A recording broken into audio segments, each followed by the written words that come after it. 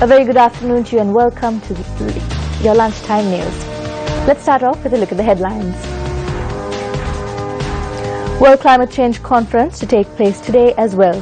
Customs officers accused for obtaining a bribe of 125 million rupees released on bail. 108 Sri Lankans engaged in a pilgrimage to Dambadiva missing in Buddha Gaya. Now taking a look at your local stories, today is day 8 of the second reading of the 2016 budget. Prime Minister Ranil Wickremesinghe, speaking in Parliament, commented on the EPF and ETF. More details of this story come your way in later on. The Meteorology Department says that thunder showers about 150 millimeters will develop over most parts of the island after 2 p.m.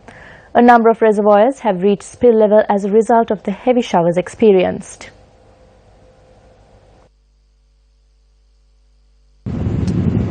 Eight spill gates of the Rajangane Reservoir were opened last night. The engineer in charge stated that 6 gates were opened up by 4 feet each and 2 gates have been opened up by 2 feet each. 2 spill gates of the Angamu Reservoir have been opened as well. Our correspondent said that the water levels of the Mahaveli River has risen in the Manampiti area. The reading in the water gauge was at 17 feet for the Mahaveli River. 2 spill gates of the Victoria Reservoir have been opened up.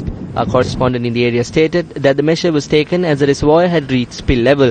The engineers in charge of the reservoir advises the public living in lowlands to remain vigilant.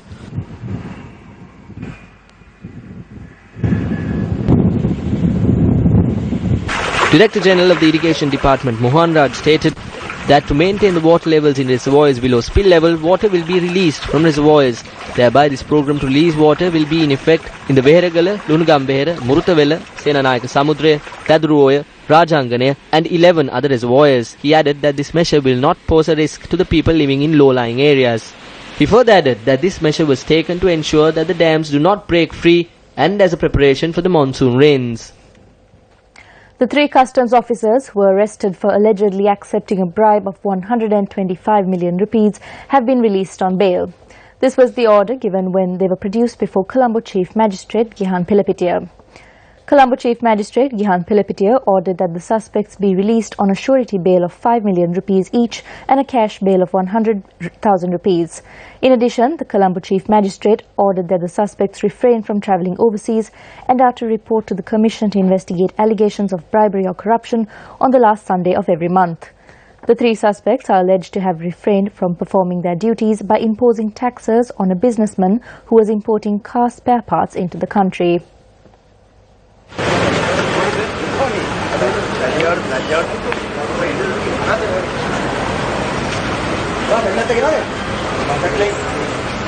World AIDS Day is marked today. The theme for this year's AIDS Day is Test Today.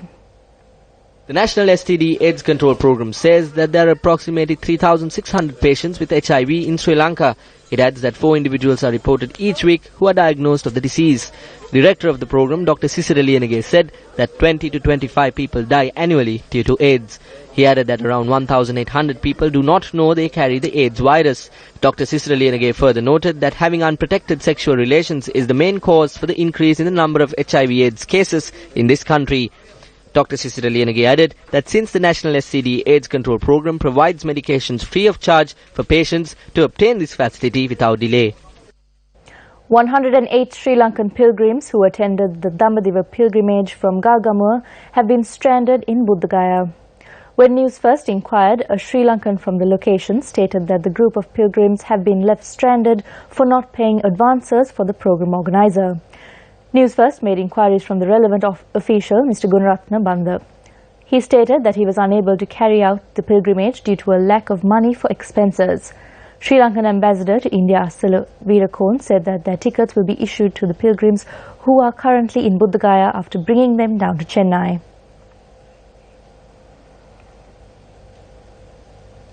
Action will be taken against those travelling on the footboard of trains starting from today. Superintendent of Railway Transport Vijay Samarasinghe says that the decision was taken due to the accidents. The law will only be imposed on long-distance trains and will not be applied to the office trains. Although travelling on the footboards of train carriages is an offence under the Railways Ordinance, as a result of there being insufficient trains to meet the demand of commuters, this law has not been enforced in the past. The police headquarters have confirmed that the body which was found floating in the Beira Lake yesterday was a result of a murder. Police media spokesperson ASP Ruwan Gunasekara said that the victim was killed following an assault. The body was that of an individual who had been missing since the 27th of this month. Police says that the victim was a building contractor and an electrician who has been identified as a 54-year-old G.A. Chandrasena alias Kampula Iyer, who was a father of 3.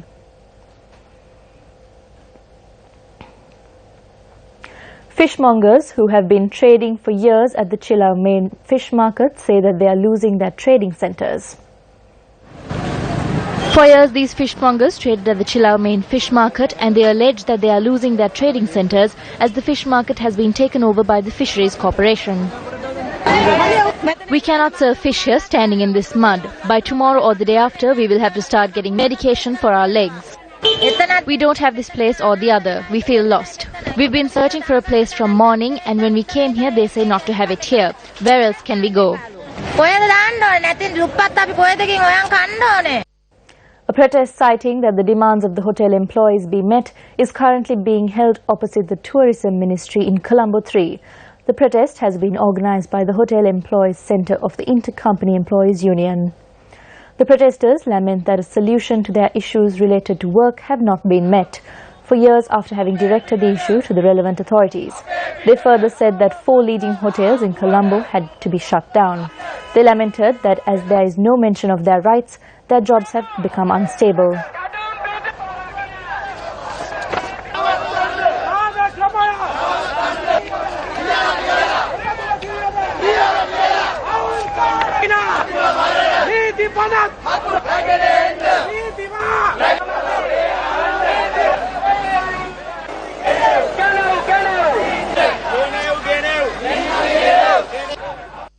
Let's take a look back at one of our local stories from the Parliament. Today is day 8 of the second reading of the 2016 budget.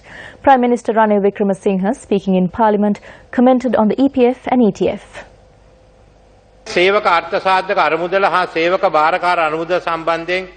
There are objections that have been raised on the program regarding the EPF and the ETF. These funds have fallen to the state as a result of these funds being looted during the previous Rajapaksa administration. Workers who opposed this were shot at and were oppressed and claimed the life of Goshan Chanaka. Now what we see is blood-soaked funds that were looted. There is a reasonable fear and doubt within the workers and the unions that the EPF and the ETF will be lost. I met with the trade unions and their leaders and held a discussion with them. Today these funds have no legal protection. Article 5 of the Employees Provident Fund is as follows. The Monetary Board may invest such of the monies of the fund as are not immediately required for the purposes of this Act in such securities as the Board may consider it fit and may sell such securities. This is being done as per the wishes of the Monetary Board. That is why the fund was tampered with during the previous administration. You can invest it anywhere. It will be secure. 10% was the issue. 10% of 1.6 trillion was a large sum.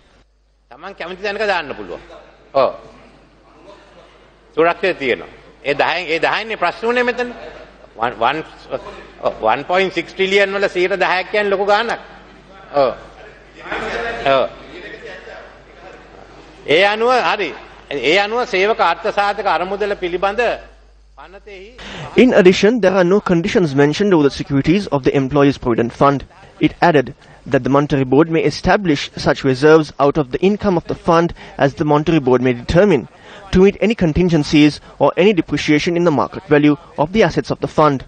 Therefore, the central bank has been vested with the powers to determine the aforementioned articles. That is all that is said. It does not mention the security of the money. If these funds need to be utilized for the contingencies of the economy, they can be used.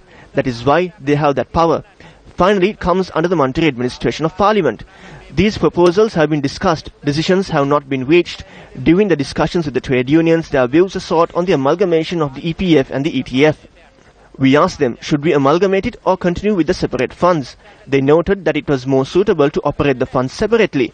They also noted that the EPF and the ETF should be administered by the Central Bank of Sri Lanka. We have only agreed to discuss this matter with the governor of the Central Bank and the head of the EPF and forward the suggestions. These decisions will be presented to the trade union leaders. It is after that only we will direct it for final approval to the Cabinet and the Parliamentary Select Committee. This is a program which will involve everyone. These are not government funds. If you have a better idea for a better program, we are prepared to look into that. We need to protect this. This law does not ensure the security of the funds. යෝජනා කරනවා නම් ඒ දිහා බලන්න අපි ලෑස්තියි. මේක ආරක්ෂා කරන්න ඕනේ. මේ නීතියේ ඒ ආරක්ෂාව නැහැ.